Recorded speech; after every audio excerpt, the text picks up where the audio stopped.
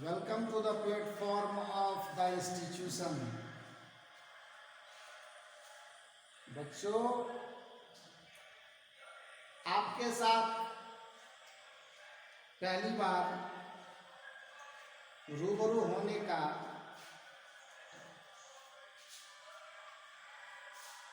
जो एक एहसास है वो काफ़ी खुशी का माहौल क्रिएट कर रहा है। जस्ट आपने 10th का एग्ज़ाम दिया और अब आप हमारे साथ हो रहे, तो इस बात की हमें खुशी है। हमारी एक चाहत है कि मैं आपको आपके प्रॉपर टारगेट तक ले जाने में आपकी मदद करूं।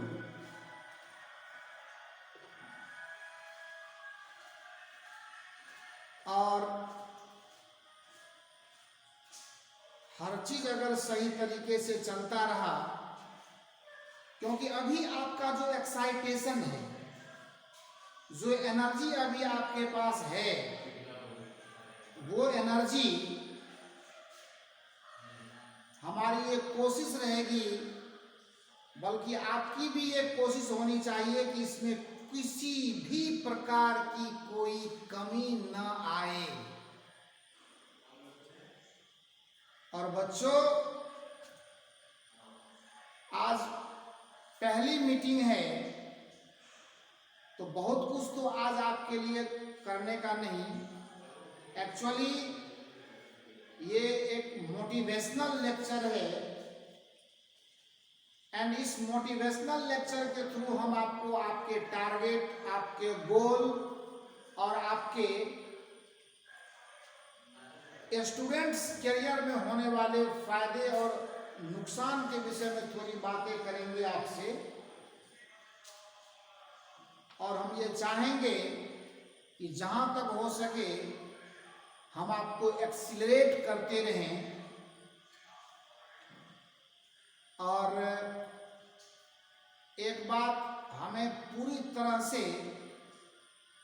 ध्यान में रखना होगा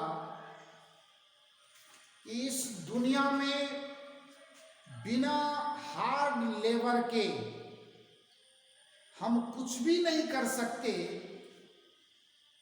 इवन कि खाना भी अगर हम खाते हैं तो हम अपने डाइट को प्लेट से उठाकर जब तक मुंह में नहीं लेते तब तक हमारा पेट नहीं भरता। इस बात की तरफ इंडिकेट करता है कि कुछ पाने के लिए कुछ करना होता है, और जब तक हम इस बात को अपने अंदर लाएंगे नहीं सही तरीके से, तब तक हमारा कभी भी इस लाइफ में कोई भला होने वाला नहीं है। तो ये बात हमेशा ध्यान में रखते हुए ही हम आगे बढ़ पाएंगे। ऐसी इच्छा शक्ति हमारे अंदर होनी चाहिए। और हम आपको ये बात जरूर बताना चाहेंगे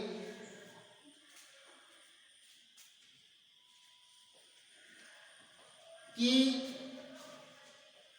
इस दुनिया में जितने भी लोग आज बड़े हुए हैं, जितने भी लोग आज सक्सेस किए हैं, अगर उनकी कहानियों को, उनके जीवन शैलियों को हमें कभी देखने, समझने और पढ़ने का मौका मिले, या अपने घर के बड़े बुजुर्ग से ये अगर हमें समझने का मौका मिले, तो निश्चय ही, certainly, that is totally fruitful to अस।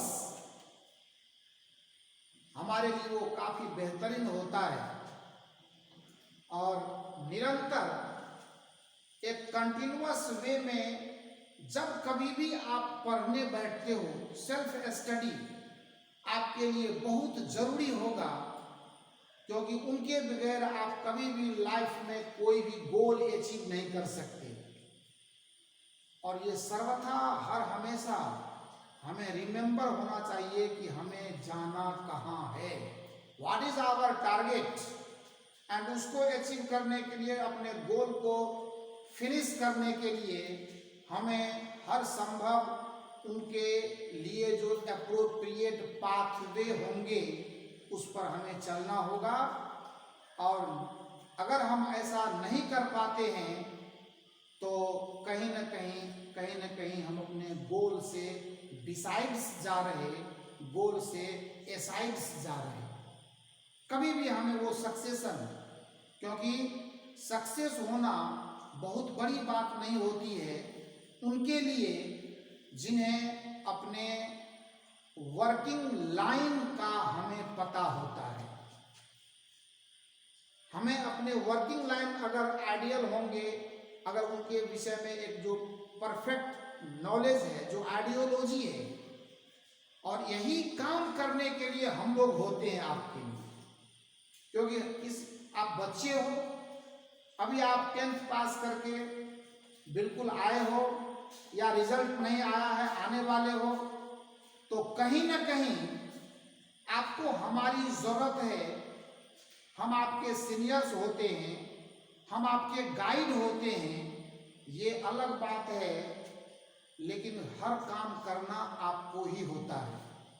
क्योंकि हम सिर्फ आइडिया दे सकते, हम सिर्फ आपको चलने के तरीके बता सकते, पर चलना आपको है। एस्पायरेंट्स आप हो, आपको एग्जाम देना है, आपको इंजीनियर बनना है, आपको डॉक्टर बनना है, आपको अपना फ्यूचर ब्राइट करना है।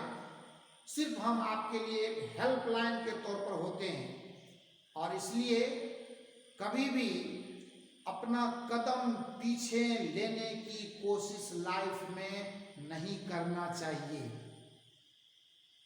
And the statement that must be remembered, one who labors hard is sure to get success। और जो टॉपिक, जो सब्जेक्ट लेकर हम आपके साथ हैं, सामने बोर्ड पर फिजिक्स दिख रहा है। हम आपके बेसिक मतलब जो 11th बोर्ड का सिलेबस है, साथ में जेई का सिलेबस, साथ में नीट का सिलेबस, सब हम आपके लिए लाएंगे। काफी अच्छे तरीके से बेसिकली जाकर एक एक लाइन, एक एक वर्ड, एक एक लेटर का नॉलेज देते हुए, एक कॉन्फिडेंस लेवल देते हुए हमारी ये कोशिश रहेगी कि आपको 100% सेटिस्फेक्शन के साथ ही हम आगे बढ़ें। टोटल सिलेबस जो अपना है अपने फिजिक्स का, ये मैं आपको पहले बता दूं कि इसको 2 पार्ट में डिवाइड किया गया है। अपने 11th के सेगमेंट में जो टॉपिक्स फिजिक्स के होते हैं वो मैं अभी लिखूंगा यहाँ आपके लिए, एंड कहाँ पे कितनी मेहनत की हमें ज़रूरत होगी, या ओवरऑल इस सब्जेक्ट को पढ़ने के लिए हमें क्या क्या तरीके अपनाने होंगे, ये तमाम बातें हम आज आपके साथ करने वाले हैं। और ये सारी चीजें जब प्रॉपरली आपकी होती चली जाएगी तो इंसान हैं हम, हमारे लिए वो कोई भी समस्याएं इस धरती पर नहीं अल्लाह या ईश्वर के द्वारा पैदा की जाती है जिनका समाधान हम न कर सकें। और अगर मैं आज आपको ये कहूँ कि मैं आपको डॉक्टर बना दूंगा, मैं आपको इंजीनियर बना दूंगा, और अगर हम या कोई और भी ये बातें आपको कहता है तो 100% आप ये मानो कि वो हमें झुठला रहा है, हमें वो बहला रहा है। क्योंकि दुनिया की कोई ताकत ये काम नहीं कर सकती अगर आपने इसे करना शुरू न किया हो। आपके अंदर इसको करने की जो इच्छा शक्ति है, जो जुनून है, जो पैशन है, अगर वो आपके अंदर नहीं है तो दुनिया की कोई भी हस्ती आपको आपके गोल तक नहीं पहुंचा सकती। ये मैं आपको कह रहा हूं। And this is the blind statement, you have to move and you will have to move towards your target and finally you will achieve your goal. और आज जब आप हमारे साथ हैं तो 100% आपके अंदर की एनर्जी ये बोल रही होगी कि हमें या तो डॉक्टर बनना है या इंजीनियर बनना है। सभी ड्रीम लेकर आते हैं, मन में एक बिल्कुल एक उबाल रहता है कि हमें अपना जो टारगेट है वो किसी भी हाल में पूरा करना है। तो इसके लिए क्या क्या करने होंगे वो धीरे धीरे और भी बातें हम आपके साथ शेयर करेंगे। बस अभी आपका एनर्जेटिक रहने का टाइम है। Don't go for any bother in your life and proceed with high level energy with your passion. So let us start. Basically 11th physics, 11th part में वो चाहे आप आसाम बोर्ड से हो या आप सीबीएसई बोर्ड से हो या आप और किसी भी दूसरे बोर्ड से हो, जो फिजिक्स का पार्ट आपको 11th में पढ़ना होता है। 11th पार्ट में 3 सेगमेंट हैं आपके। पहला मैकेनिक्स,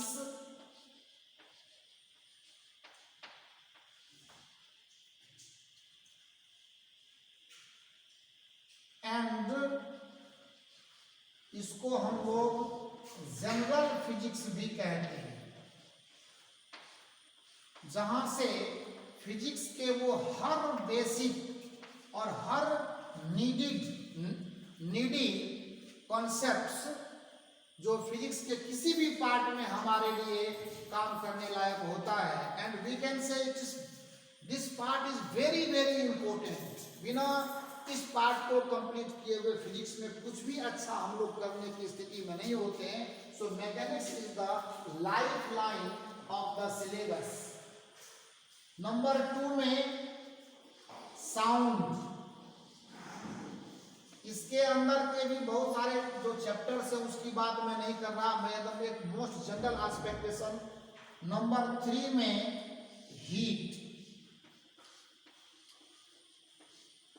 ये 3 आपके मेन हैं। और अगर एसेंशियली आप देखें तो फ्लूइड मैकेनिक्स को भी एक फॉर्मेसी या एक तरह से एडिशनली हम लोग लेते हैं। यूँ तो मैकेनिक्स में ही, लेकिन ये भी एक अलग है, थोड़ा सा हट करके इसका कॉन्सेप्ट होता है। तो ये आपका पार्ट है 11th का जो पूरे सिलेबस में। और अगर हम यूँ कहें तो 11th का जो पार्ट हमारे फिजिक्स का होता है वो बेसिकली एक डीप एंड शार्प वे से चलते हुए हमें एक अच्छे लेवल के वे से गुजरना होता है। हर न्यूमेरिकल्स, हर कॉन्सेप्ट पर हमें बेसिकली जाना होता है, रियलाइज करना होता है, और तब कहीं जा कर के हमें ये महसूस होता है कि ये सब्जेक्ट हमारे अंदर आ रहा है। और आगे आप ये भी आप जान करके रखना है कि हमें अगर इंजीनियर या डॉक्टर बनना है, if you want to crash JEE or NEET examination, then it is must be confirmed that your physics must be as strong rather than other subjects.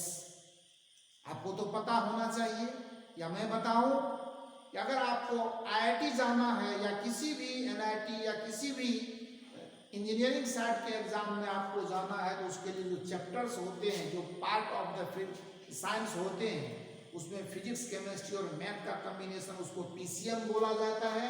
और अगर आप नीट यानी मेडिकल सेगमेंट में जाते हैं तो उसको जो पार्ट ऑफ साइंस हम लोग स्टडी करते हैं वो हमारा PCB होता है। P representing physics, C representing chemistry and B representing biology. एकदम बिल्कुल ये छोटी छोटी बातें आपको भी मालूम होगा, इतने भी नादान अभी नहीं होते आप लोग।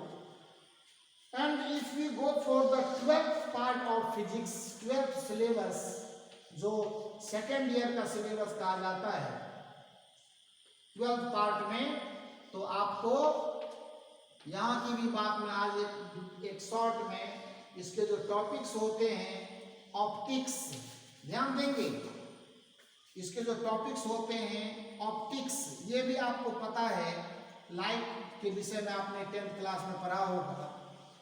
दूसरे नंबर पर आता है इलेक्ट्रोस्टैटिक्स, दूसरे नंबर पर आता है इलेक्ट्रोस्टैटिक्स। ये भी आपको थोड़ा बहुत charge at rest, Coulomb's law का नाम आपने सुना होगा। इसके कुछ भी मैं आज के क्लास में आपको नहीं डिटेल में ले जाऊंगा, आप सिंपली आप electrostatics and third part current electricity, third number में आता है current electricity, current electricity. Fourth part में मैग्नेटिज्म,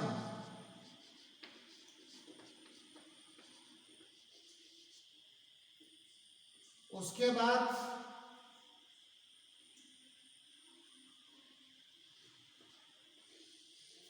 फिफ्थ पार्ट में modern physics, modern physics.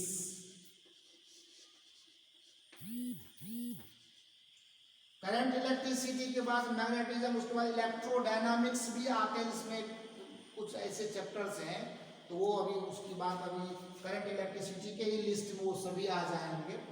Magnetism में या मैग्नेटिज्म के बाद आप इलेक्ट्रोमैग्नेटिज्म भी कह सकते हैं। पाइप में इलेक्ट्रो मैग्नेटिज्म या इसी इलेक्ट्रोडायनामिक्स भी बोलते हैं हम लोग। 6th नंबर में modern physics, modern physics. And 7th में एक स्पेशल है principles of communication, principles of communication, या इसको कम्युनिकेशन सिस्टम भी कहा जाता है, प्रिंसिपल ऑफ कम्युनिकेशन। सो एक रफ डायग्राम हमने सिर्फ आपके सामने रखा। ये 11th का फिजिक्स है, ये 12th का फिजिक्स है।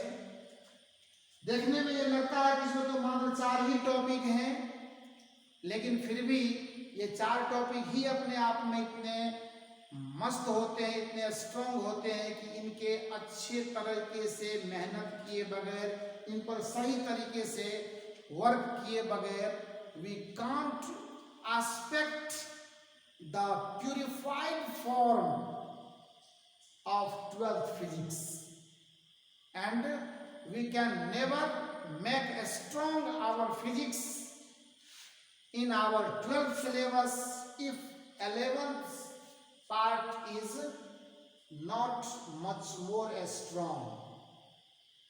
ध्यान देने की बात है कि आखिर ये सारी चीजें हमने अभी कुछ नहीं आपको सिखाया, आप इसको कॉपी भी करो और मेरी बात भी सुनने की कोशिश करो। ये जो हमारा एक डायग्राम हमारे सामने आया हुआ है, ये तो फिजिक्स में हमें पढ़ना क्या है उसका एक रफ आइडिया है, 11th में क्या पढ़ना है, 12th में क्या पढ़ना है। लेकिन जो सबसे बड़ी बात मैं आपको बताना चाहता हूं, the main thing that I want to tell you, कि फिजिक्स हमारा जेईई नीट के सिलेबस में सबसे इंपॉर्टेंट साइंस माना जाता है।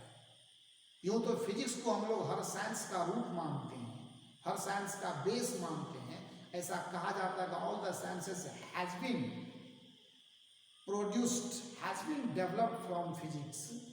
सो साइंस का रूट इसको कहा जाता है। और मेरी अगर आप मानो तो यही एकमात्र साइंस है जो हमारा आईक्यू लेवल अपग्रेड करता है, हमारे आईक्यू लेवल को, हमारी सोच को, हमारे मेमोरी पावर को अपग्रेड करता है। और जब एक बार हमारा मेमोरी पावर अपग्रेड हो जाए तो no doubt other sciences easily, comfortably हम डाइजेस्ट कर लेते हैं। और तब हमारे लिए ये जो कॉम्पिटिटिव एग्जाम है इनको क्रैश करना बिल्कुल आसान हो जाता है, एकदम बिल्कुल आसान। We can crash any JEE NEET examination easily. और इसके लिए फिजिक्स को पढ़ें कैसे, how to learn physics, how to prepare physics, how to learn physics की पहली कड़ी, जो पहला सबसे पहले ये आपको ये बताता है, ये बोलता है, ये हमारे तरफ एक इशारा करता है कि अगर तुम मुझे अपना बनाना चाहते हो तो सबसे पहले मेरी एक बात सुनो कि हमें पढ़ते हुए कभी भी अपने मन की पवित्रता पे कोई आंच नहीं आने देना। एक शुद्ध मन से, जिस तरह से आप अल्लाह की, ईश्वर की इबादत करते हैं, फिजिक्स भी वही इबादत की तलाश में होता है। और वो तलाश है, वो इबादत है, सच्चे मन से, दिल से इसके कॉन्सेप्ट को समझने की कोशिश करना।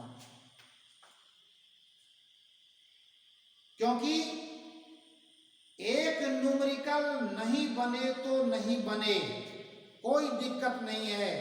अगर 50 आप कर लेते हो, अगर एक न्यूमेरिकल नहीं बनता है तो इसके लिए कोई परेशान होने की जरूरत नहीं है।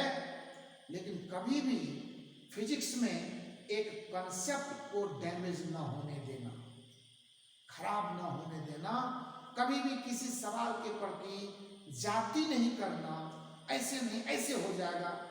जो लीगल वे है उसी लीगल वे पे चलना है। सवाल नहीं बना, कोई दिक्कत नहीं है, नहीं समझ में आया, कोई दिक्कत नहीं है, फिर से कोशिश करेंगे, फिर से कोशिश करेंगे, फिर से कोशिश करेंगे। जितने कम से कम डॉट्स आपके दिमाग में डेवलप होंगे, जितने डॉट्स को आप अपने मेहनत से, अपनी हिम्मत से, अपने कंसंट्रेशन से जितने डॉट्स को आप डिक्लेयर करने की कोशिश करेंगे, सॉल्व करने की कोशिश करेंगे, उतना ही बड़ा बेनिफिट आपको होगा। और जितना ज़्यादा आप डिपेंड होंगे, कभी क्या होता है, अभी सारे बुक्स, इतने मार्केट में वैरायटी ऑफ बुक्स आ गए हैं कि लगभग almost all the numericals are being solved. या तो सॉल्यूशन अवेलेबल है, या अभी तो एंड्रॉयड का टाइम है, बच्चा आज नेट अप्लाई करता है और जैसे ही एक न्यूमेरिकल आप दो उसको करने के लिए, एक बार वो सही से पढ़ेगा भी नहीं और तुरंत सर्च मार करके कहीं ना कहीं उसका सॉल्यूशन डेवलप कर लेगा और हमारे सामने या सामने वाले को बताएगा कि हमने तो इस प्रॉब्लम को सॉल्व कर लिया। लेकिन उसे ये पता नहीं कि वो कहाँ जा रहा है या जा रही है। मैं जिनसे बहुत ज़्यादा लगाव रखता हूँ, जिन लोगों से ये एडवाइस मैं अभी भी दे रहा, आगे भी देता रहूँगा कि आप ये हमेशा याद रखना कि आप किसी और को नहीं, अपने आप को धोखा दे रहे हैं। एक एक बात जो मैं आपसे शेयर कर रहा हूँ ये हमेशा जीवन में याद रखने लायक है कि अगर आपने हमें धोखा दिया, मतलब फिजिक्स के साथ धोखा किया, इसका मतलब है आपने अपने करियर के साथ धोखा किया। और ऐसे करने वाले शायद ही तत्काल उसे लगता हो कि मैं सामने वाले को बेवकूफ़ बना रहा, लेकिन ओवरऑल रिजल्ट यही है कि वो खुद बेवकूफ बन रहा या बन रही है, क्योंकि यही एकमात्र सब्जेक्ट है। हालांकि हर सब्जेक्ट में स्ट्रेंथ होते हैं, लेकिन ये जो एक सब्जेक्ट है इसको अपने अंदर लाने में बहुत कुर्बानियां देनी होती है, बहुत बर्दाश्त करना होता है, बहुत झेलना होता है। और अगर कोई कर रहा है, अगर मैं आपके सामने हूं तो मैंने भी वो सभी काम किए हैं, हमें भी किसी ने यूज किया है, और तब जाकर के हम आज आपके सामने एक सशक्त, एक स्ट्रॉन्ग प्रिपरेशन के साथ हैं।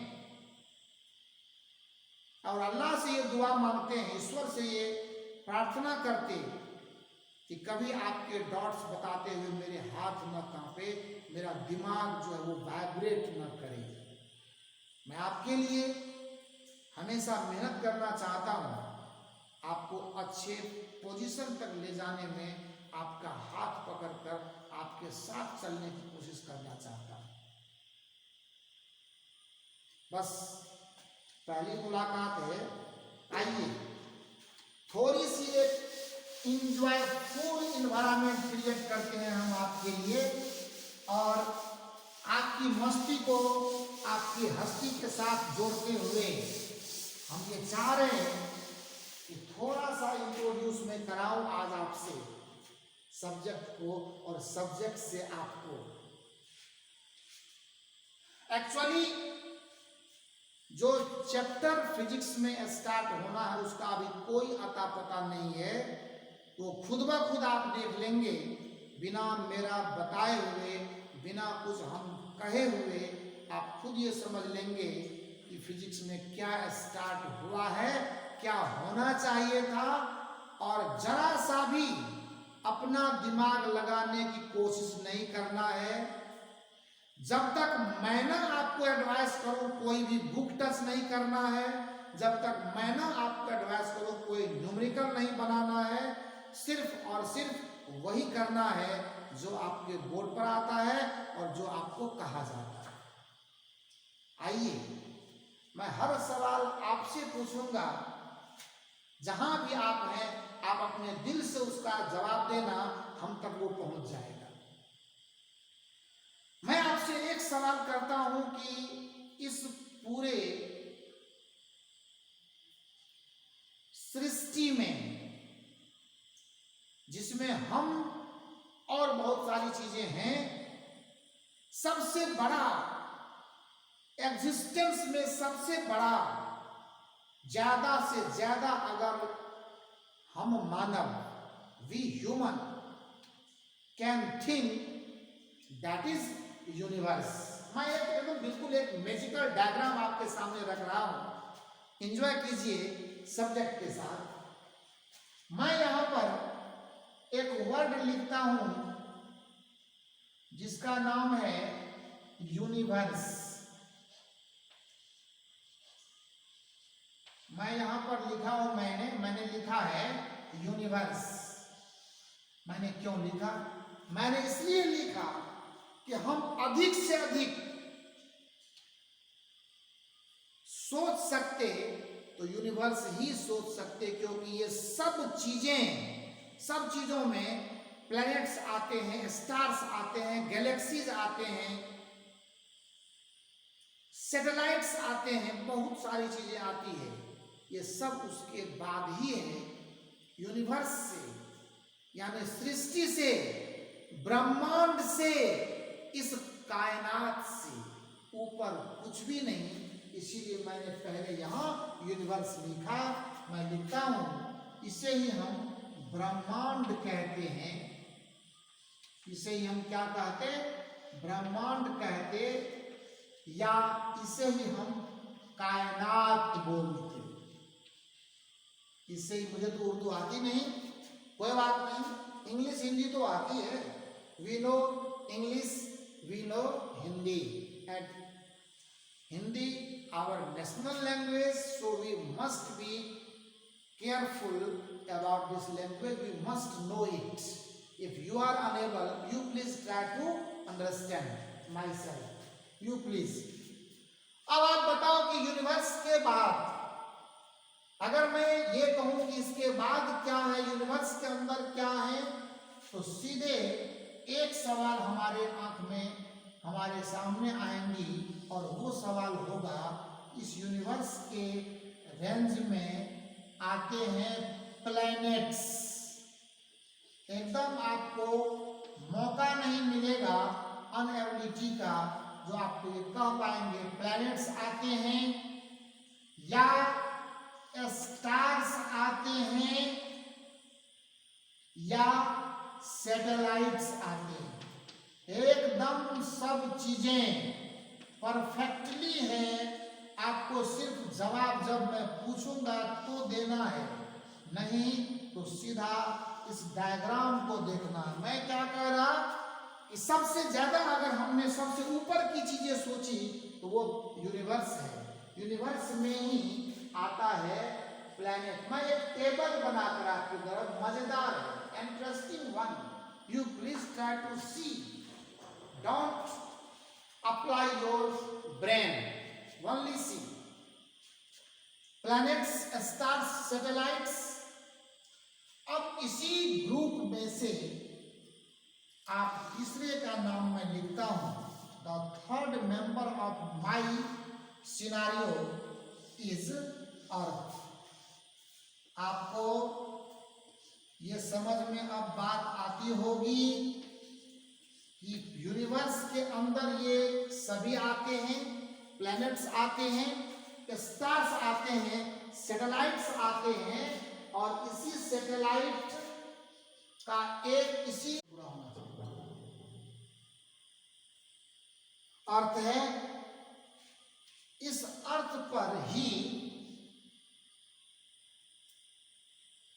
नेचर है,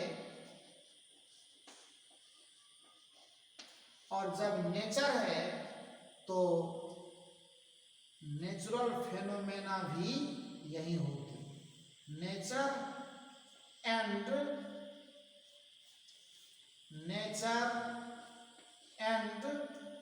नेचुरल फेनोमेना, नेचुरल फेनोमेना, सब बातें मैं समझाऊंगा आपको।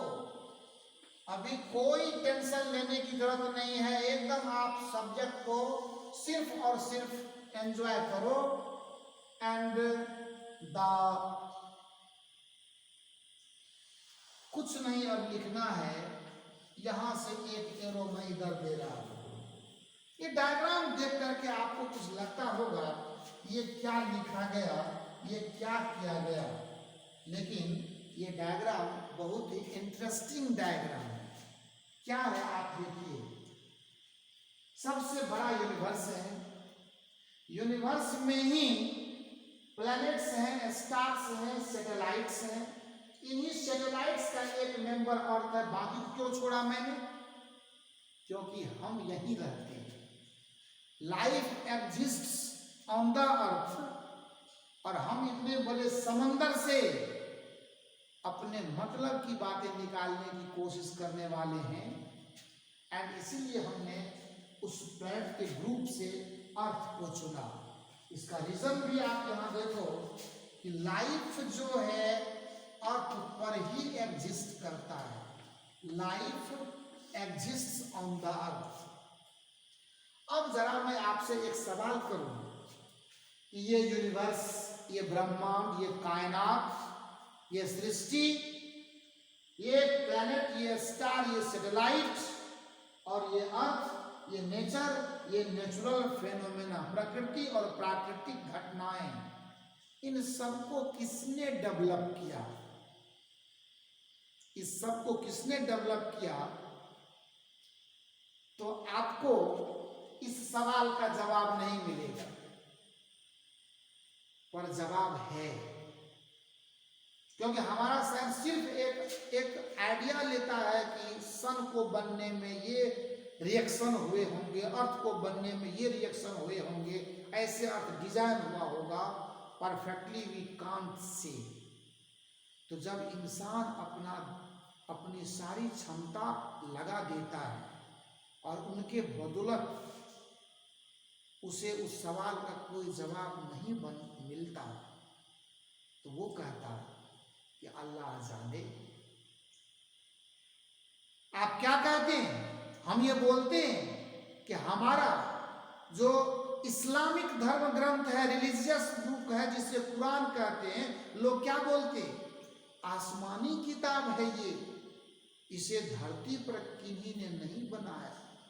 हिंदू रिलीजन में रामायण है, महाभारत है, गीता है, बाइबल है, और भी रिलीजन में ये सभी एक आइडियल चीजें हैं जो लाइफ को एक वे देता है, लाइफ को जीने के तरीके बताता है। बट ये सारी चीजें जब इंसान अपनी सोच का एंड पॉइंट देखता है, तब उसे अपने अपने मजहब के जो सर्वोत्कृष्ट सिंहासन पर बैठे हुए उनके गॉड्स होते हैं, सिर्फ वो उन्हीं को ये जिम्मेदारी देता है, और वो मानता है कि ये जो है पावर ऑल गॉड ने बनाया है उनको।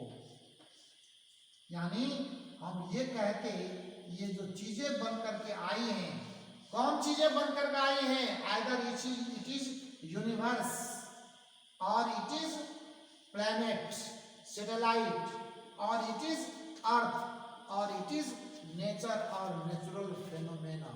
ये सब चीजें इन लोगों, इन्हीं की देन है, हम ऐसा मानकर चलते। अब आपके मन में ये सारे जो डायग्राम मैंने आपके लिए लाए, यहाँ फिजिक्स कहीं भी दिखाई नहीं दे रहा है, और अभी दिखाई देगा भी नहीं, बट वो कब आपके सामने आ जाएगा आपको पता नहीं चलेगा। मैं उसी तरीके से आपको लेकर जा रहा हूं। अब जब ये अर्थ आया, लाइफ इनिशिएट हुआ यहां। जैसे मैं अगर ये बात कहूं कि अगर मैं आज इस धरती पर हूं तो हमारे माँ बाप होंगे, विदाउट पेरेंटल स्टेटस के generation can never be develop. तो मैं अगर आपको ये कहूं कि मैं हूं आज इस धरती पर, तो मेरे माँ बाप ने मुझे जन्म दिया, तो पॉपुलेशन आज इस अर्थ की जितनी भी रही हो, आज से 50-100 साल 5000 साल पहले आप जाओ तो जो ये पॉपुलेशन है वो मिनिमम की तरफ बढ़ता हुआ दिखेगा आपको। तो मैं आपसे ये कहता हूं कि एक बच्चा अगर, एक किड अगर स्टेटस में आता है, उसके लिए अगर एक माँ बाप की जरूरत है, अगर नहीं बल्कि सर्टेनली है ही, आपको भी ये समझ है आज के डेट में, तो मैं आपसे ये सवाल करता हूं, इस धरती पर पहली मां और पहले बाप को किसने जन्म दिया होगा? Is it right question? पहली संतान आई होगी तो उसके लिए भी माँ बाप की जरूरत थी, एक मैन एक वुमेन की जरूरत थी, लेकिन पहले मैन और पहले वुमन को किसने डेवलप किया होगा? Can you give the answer of this question? और यहीं पर जाकर के हमारा लॉजिक एंड करता है, और तब हमें गॉड में बिलीव करना होता है। एनीवे, इसीलिए हमने गॉड को लाया कि जब अर्थ है तो अर्थ पर population went on increasing, population went on increasing, but ऐसे पॉपुलेशन वेंट ऑन इंक्रीजिंग नहीं, पहले मैन और पहला वोमेन, ये सिर्फ और सिर्फ गॉड का ही गिफ्ट हो सकता है, ऐसा हमें मानकर चलना होगा। हालांकि मैं अगर ब्रॉडली जाऊंगा तो थोड़ा बहुत इसके भी आपको लॉजिक में दूंगा, लेकिन उतना ज़्यादा भी नीचे नहीं उतरने की जरूरत है हम लोगों को, because we have to do something better and level should be upgraded. So अब ये पहले मैन और पहले वुमेन को एक रेस्पॉन्सिबिलिटी आई कि आप लोगों ने पॉपुलेशन को क्रिएट करना है, this is your responsibility, and यहां से देखिए लाइन मिस नहीं करना है। ये एरो लगातार इनके कॉम्बिनेशन से डेवलप होने वाला ये एरो है। So be careful about the arrow. और इनसे जो रिजल्ट आया वो ये है कि जब इन लोगों के ट्रायल स्टार्ट हुए, जब इन लोगों ने अपनी कोशिशें की, तो population went on increasing. Population went on, ये फ्रेज है केप्ट ऑन, वेंट ऑन, लगातार किसी चीज को कंटिन्यूअसली उसी के यूज करते हैं, वेंट ऑन इंक्रीजिंग।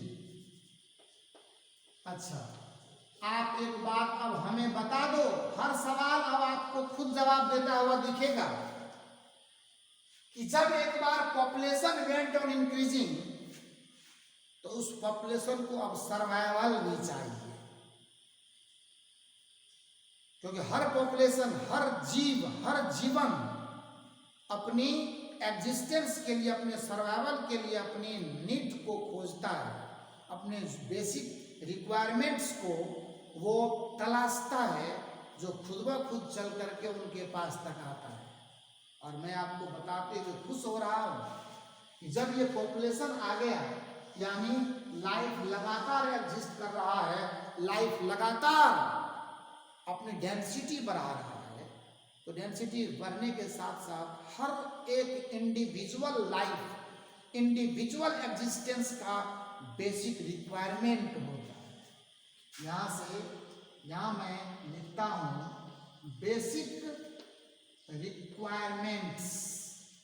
एकदम आपको सब सवाल का जवाब पता है, आप हमें बेसिक रिक्वायरमेंट्स ऑफ लाइफ। क्यों?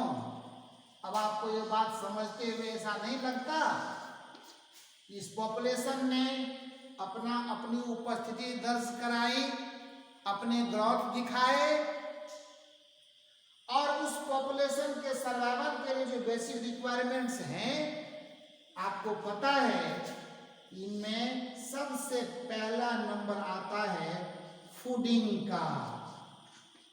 रोटी, कपड़ा और मकान, आपने मूवी देखी होगी अमिताभ बच्चन की, ठीक है? तेरी 2 टकियों की नौकरी में मेरा लाखों का सावन जाए, हाय हाय रे मजबूरी, ये मौसम और ये दूरी, मुझे पल पल है कर पाए। बहुत अच्छी मूवी है, जीवन में बहुत कुछ सीखने का मौका मिलता है। सो फूडिंग, उसके बाद क्लॉथिंग या ड्रेसिंग, एंड ये 3 अगर हो जाते हैं तो उसके बाद हमें रेसिडेंस की भी जरूरत होती है। इसीलिए जब इंसान का पेट भरता तो उसे अच्छे कपड़े पहनने के शौक जग जाते, और जब ये दोनों पूरा होता तो अच्छे से घर की भी ख्वाहिश उनके मन में आने लगती। सो रोटी, कपड़ा और मकान ये किसी भी लाइफ का बेसिक रिक्वायरमेंट माना जाता है। लेकिन आज जिस फेज को हम जी रहे हैं, nowadays in running sessions of life, हमें सिर्फ रोटी, कपड़ा और मकान से हमारा जीवन नहीं चलता। अब हमारे लाइफ को एक स्मार्ट वे देने के लिए, स्मार्ट फेज जनरेट करने के लिए अब हमें एक और चीजों की जरूरत होती है, और उसी का नाम है एजुकेशन।